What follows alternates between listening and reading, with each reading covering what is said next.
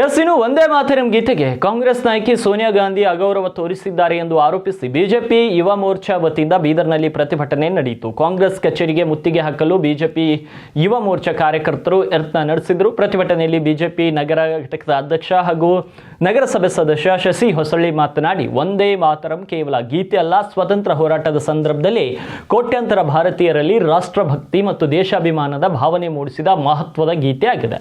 ಇಂತಹ ಗೀತೆಗೆ ಅಗೌರವ ತೋರುವ ಯಾವುದೇ ಪ್ರಯತ್ನವನ್ನ ಸಹಿಸಲು ಸಾಧ್ಯವಿಲ್ಲ ಎಂದರು. ವಂದೇ ಮಾತರಂ ಹಾಡುತ್ತಿದ್ದ ವೇಳೆ ಕೈ ಸನ್ನೆ ಮೂಲಕ ನಿಲ್ಲಿಸುವಂತೆ ಸೋನಿಯಾ ಗಾಂಧಿ ಸೂಚಿಸಿದ್ದಾರೆ ಎಂಬ ಆರೋಪ ಕೇಳಿ ಬಂದಿದ್ದು, ಈ ಘಟನೆ ದೇಶಭಕ್ತರ ಭಾವನೆಗಳಿಗೆ ನೋವುಂಟು ಮಾಡಿದೆ. ಕಾಂಗ್ರೆಸ್ನ ಹಿರಿಯ ನಾಯಕರು ಈ ಕುರಿತು ಸ್ಪಷ್ಟನೆ ನೀಡಬೇಕು ಎಂದು ಆಗ್ರಹಿಸಿದರು. ಪ್ರತಿಭಟನೆಯಲ್ಲಿ ಬಿಜೆಪಿ ಯುವ ಮೋರ್ಚಾ ಕಾರ್ಯಕರ್ತರು ಭಾಗವಹಿಸಿದರು.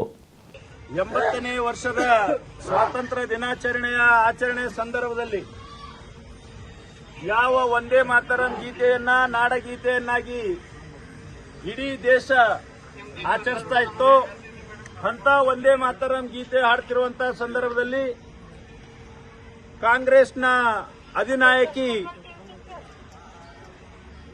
ಅವರು ವಂದೇ ಮಾತರಂಗೆ ಅವಮಾನ ಮಾಡಬೇಕು ಅನ್ನುವಂತ ಉದ್ದೇಶದಿಂದ ಅವರು ಉದ್ದೇಶ ಪೂರ್ವಕವಾಗಿ ಮಾಡಿರುವ ರೀತಿ ಆ ಒಂದು ವಿಡಿಯೋದಲ್ಲಿ ಕಾಣಿಸ್ತಾ ಇದೆ. ನಾವು ಕಾಂಗ್ರೆಸ್ನವ್ರಿಗೆ ಕೇಳೋದಕ್ಕೆ ಇಷ್ಟಪಡ್ತೇವೆ, ನಿಮ್ಗೆ ಏನಾದರೂ ಒಂದು ಕಿಂಚಿತ್ತಾದರೂ ಈ ದೇಶದ ಮೇಲೆ ಪ್ರೀತಿ ವಿಶ್ವಾಸ ಇದೆ ಅನ್ನುವಂತ ಪ್ರಶ್ನೆ ಇವತ್ತು ಕಾಂಗ್ರೆಸ್ಗರಿಗೆ ಕೇಳಬೇಕಾಗ್ತದೆ. ಯಾವ ವಂದೇ ಮಾತರಂ ಅದಕ್ಕೋಸ್ಕರ ಸಾವಿರಾರು ಜನ ಬಲಿ ಕೊಡಬೇಕಾದ್ರೂ ಕೂಡ ವಂದೇ ಮಾತರಂ ಎನ್ನುವಂತ ಹೇಳಿಕೆಯನ್ನು ಹೇಳೋದ್ರ ಮುಖಾಂತರ ಸ್ವಾತಂತ್ರ್ಯ ಸಂದರ್ಭದಲ್ಲಿ ಜನರು ಬಲಿ ಕೊಟ್ಟಿದ್ದರು. ಅಂತ ಲಕ್ಷಾಂತರ ಜನರು ಬಲಿ ಕೊಟ್ಟು ನಮ್ಮನ್ನ ಸ್ವಾತಂತ್ರ್ಯ ತಂದುಕೊಟ್ಟಂತ ಸ್ವಾತಂತ್ರ್ಯ ದಿನದಂದು ಅದೇ ವಂದೇ ಮಾತರಂಗೆ ಅವಮಾನ ಮಾಡಿ ಇಂಥ ಒಂದು ಈ ಸ್ವತಂತ್ರ ದೇಶದಲ್ಲಿ ನೀವು ಕುತಂತ್ರ ಗುಣಗಳನ್ನು ಮಾಡೋದ್ರ ಮುಖಾಂತರ ಇವತ್ತು ದೇಶ ವಿರೋಧ ಚಟುವಟಿಕೆ ಮಾಡ್ತಾ ಇದ್ದೀರಿ.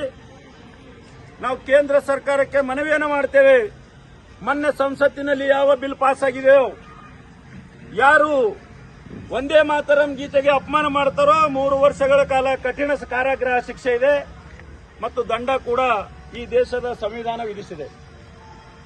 ಆ ಅಡಿಯಲ್ಲಿ ಸೋನಿಯಾ ಗಾಂಧಿ ಅವರ ಮೇಲೆ ಪ್ರಕರಣ ದಾಖಲಿಸಬೇಕು, ಅವರಿಗೆ ಈ ದೇಶದ ಸಂವಿಧಾನ ಏನು ಅನ್ನುವಂತ ತೋರಿಸ್ಕೊಡ್ಬೇಕು ಅಂತ ಹೇಳಿ ಕೇಂದ್ರ ಸರ್ಕಾರಕ್ಕೂ ಕೂಡ ಮನವಿ ಮಾಡ್ತೇವೆ. ಬರೀ ಕೈಯಲ್ಲಿ ಸಂವಿಧಾನದ ಪುಸ್ತಕವನ್ನು ಹಿಡ್ಕೊಂಡು ಬೆಳಗ್ಗೆ ಸಂಜೆ ಅಳಗಾಡಿಸಿ ಸಂವಿಧಾನ